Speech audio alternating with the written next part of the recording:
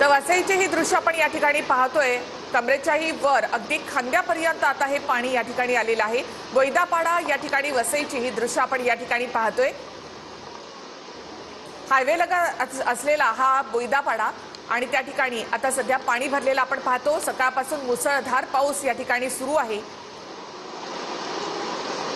आणि या पाण्यातूनच नागरिकांनी वाट काढत अर्थात बसेस जे आहेत, मोठी वाहनं जी आहेत ती सुद्धा अर्धी बुडालेली या ठिकाणी आपल्याला पाहायला मिळते।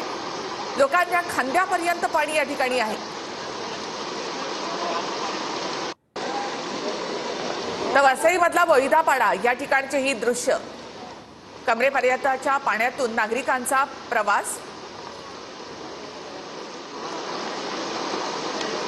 अग्निशमन दलाची गाडी देखील या ठिकाणी अडकून पडलेली आहे।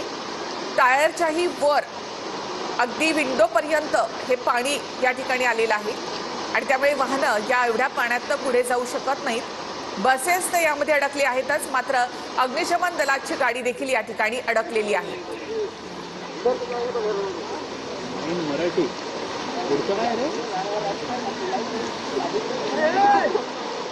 तर लोकांचीही या ठिकाणी कसरत होते। प्रचंड पाऊस आणि मुसळधार या पावसामुळे इथे